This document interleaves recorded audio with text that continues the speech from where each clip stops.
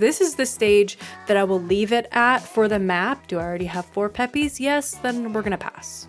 That's when you know, okay, purple, she not good. She not working. Hello everyone and welcome back to my channel. My name is Taya and this is Lil Branches Crossing. Today we're doing a very special video. Somebody asked me recently how I do my island planning. I have been wanting to make this video for a long time, so that's what we're doing today. I'm going to talk about how I personally go through and plan my islands. So the first thing that I do is probably what a lot of people do, but I'm on Pinterest insane amounts and I have a bunch of sections here that are divided for different themes, and also I have a bunch that are just like random inspiration photos as well down below that. Then of course I made one entirely for my first island of Okanda, and then I did one for Jungle Core, of course. You can see the volcano inspiration. And now I have 3 new ones up here at the top. The Elegant Core one is the one that I've been building on the most lately because that is what I'm planning to do for my next island theme. I also have the other 2, which are still like top of my mind, and I'll explain them if you would like. I can do another video like this, just kind of like imagining what I would do for these other themes, or drop a theme down below if you'd like me to do this for other themes that you're interested in. But today we're going to be working on Elegant Core, which for me is not just the typical Elegant Core that you're used to seeing, which is things like this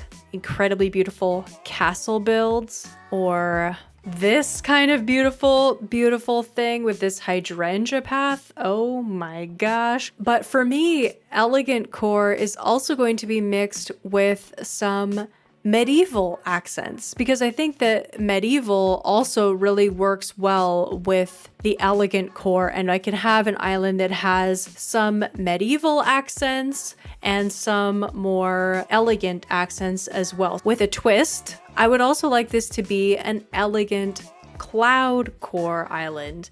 So I have a leather whole board that's just cloud core that has a bunch of cloud designs, fluffy, puffy patterns, super cute stuff that I would also like to incorporate into the more elegant areas. So a realistic medieval town mixed with a fantastical, elegant cloud castle and museum. But that is enough of the Pinterest intro. I'm sure you all know Pinterest and love it. The next step would be to go to Happy Island Designer. And as you can see, I've already like started a little bit on this, but this is probably not what it's actually going to be. So I'm just going to restart. So we're going to do a new map, and kind of gets your brain thinking of what kind of layout would you like? What kind of river outlet situation? And I think for Elegant Core, I want to choose one that has the river outlets both at the bottom. The next decision you're going to have to make is looking more closely at the actual maps. It's important to note that on Happy Island Designer, you won't probably find an exact match, but you can pick one that roughly resembles what you want your island to be. So when you're actually going in to start up your island, you can have at least somewhat of an idea of the kinds of things that you want on your island. This is just so that you get your head kind of like thinking about the island that you want. So I'm going to choose this one here because resident services is quite far away.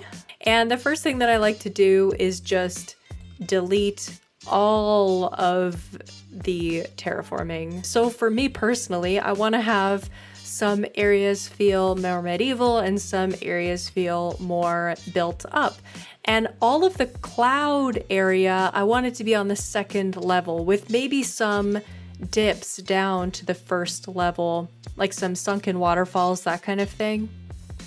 As with all art, which this is, as you're designing a map, you're creating a work of art that you're going to then create into an island. There's always going to be some trial and error. So this first version of the map that I made, I actually end up scrapping because it doesn't exactly go the way that I want. As you can see, I kind of built up my house on this little incline. I started placing in some villager houses, and then I was like, why do I not have a moat around my castle? This is ridiculous. So I took a screenshot and I decided to start from scratch again. So I went with the exact same map that I chose before, and I really liked the way that I did that river layout on the first pass of the map. So I did that again, and I created a castle block with a moat around it, which I think is so cool. And I did build it up to the 3rd level so that I can place my house on top of that and have some beautiful inclines heading up to my house. And then I was planning out where I wanted the museum to go. I also wanted that to have its own like incline area, maybe with a little botanical garden around it, and then maybe with like a gardener there too. So I'm planning out another little river that comes down because I realize I have a few more bridges left. I also only put 6 inclines into this mock-up, and I think that that's good because I have a little bit more room to grow if I want to add another incline area. And then I just threw in some rough pathing where I kind of wanted some little town squares and the main roads to go on a diagonal, and it was pretty much ready. Here is the map that I have designed for my elegant cloud core / medieval island. I have my 10 villager houses placed out, right? Now I have 10 villager houses placed out. Anyways, this is the stage that I will leave it at for the map because that's as far as I need. That's as much information as I need in order to start making my entrance, start choosing villagers, decide what I would like to do. So the next thing that I'd like to share with you today is my process for picking villagers, or for picking, I would say, a list of potential villagers, because I never try to be like super strict about it for myself. And I've actually gone through and done this part of the process already. I already know who my dreamies are for this next island, but I'm just going to show you. I go to animalcrossingworld.com. I will have all the links below, but this is all of the house exteriors. And what I love about this list is that it also says their personality. So what I will do is I will literally go through this entire list and I will screenshot out specific villagers with their house and with their name and everything included. Once I have all of my screenshots taken of all these villagers, I arrange them in Photoshop so that I can see them all in a list. So these are the villagers that I've got, and I organize them by their personality type. So I have all of my normal villagers across the top, then I have a row of snooty, then we have some peppy, we have some uchi, which is sisterly, and then lazy, smug, and then some jock villagers, and a couple of cranky villagers. So that is part of my process, picking the villagers, looking specifically at their houses and their personality types so that I can make sure that I have one of every personality on my island. That's not important to everybody, but it is important to me. So I make sure that I have a list that is complete, that I have all the different personality types for villagers available to me.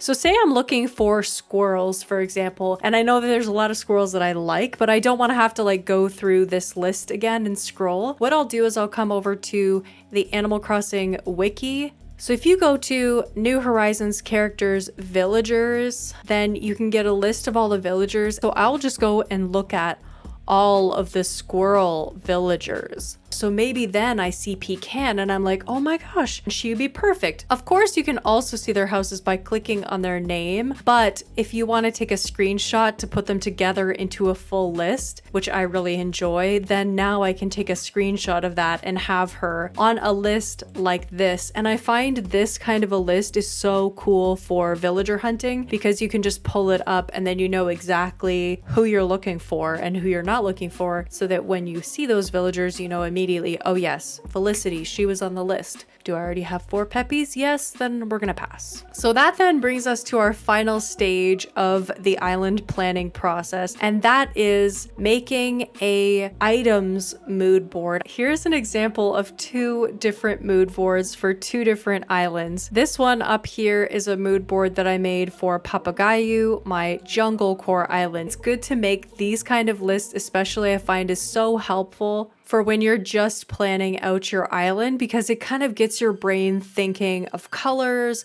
and how these items are all going to look together without having to gather them. And you already have a clear picture, the kind of fencing, the kind of flowers, the kind of colors, bug models, whatever you need to get, you have a clear understanding of what you need from the start. So that was the one that I made for Papagayo. And this, very differently, is the one that I made for Okanda. And I spent a lot of time on this Okanda one. I basically put like every single red item in the game because that was a color that I knew I wanted to use a lot of. So I come over to Nookazon and I can already see that there are some items that I want to grab. This fortune cookie cart. So what I'll usually do is make a new folder called items so that I can save all of the items into one place. And within furniture, you can select a lot of things to categorize by. First, I think that I'm gonna want to use a lot of antique things on my island. The other one that I think is going to be really important for this island is the wedding things, So then from there, I'll think of items that I know would be good. So for example, all of the barrels, I know that that's going to be perfect. So I'm going to save out all of these barrel images. I'm thinking of the well. We're going to need both of these kind of wells. That's going to be perfect.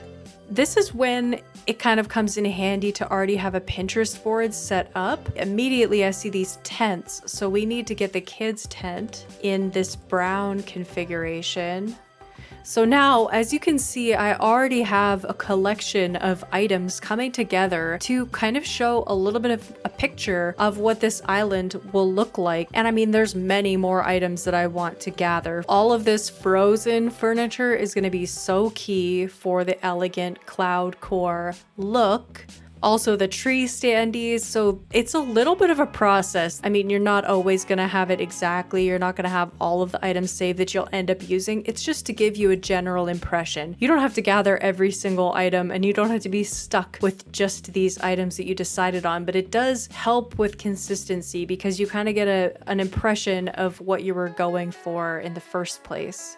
Then you want to go to flowers too and kind of decide on some color schemes. On this island, I would like to use a lot of roses. So I'm going to make a new Photoshop file and I'm literally just going to grab everything in here and drop it. So I'm just going to move it into place roughly, scatter them around, and we're going to get a good impression for what this new island is going to be like.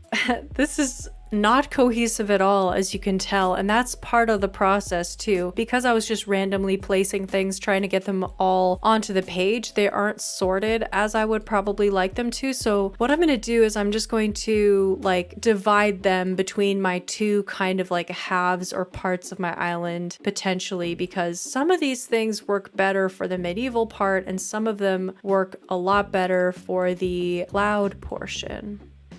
Ooh, I like this now. See, separating them like this. Ooh, yes. Okay, it's coming together. I put some statues in there. I think that made a huge difference. So as you can see, this is kind of the way that the process goes. You kind of just grab some items and then you go back to Nookazon, you find a couple more items, and it just kind of comes together. It just starts to look cohesive. I've got a lot of like white and gold, and we're kicking in a little bit of blue accents for the elegant side of it. And then we're, actually this purple is not working. See, that's when you know, okay, purple, she not good. She not working. So all in all, after I've planned out this island, I have a general map that is kind of a rough template for what I could potentially do with my next island. I have a list of potential villagers, so that is super exciting. And then I also have a list of items. I'm going to continue to add to these, of course, because Okanda is not yet finished and I still have a lot of time to dream and plan this island. But I had a lot of fun doing this video and I hope you enjoyed watching it. Let me know down below if there are any other themes that you would like me to explore and have fun pretending to design. Thank you so much for watching, and I'll see you all in the next one. Bye, everybody!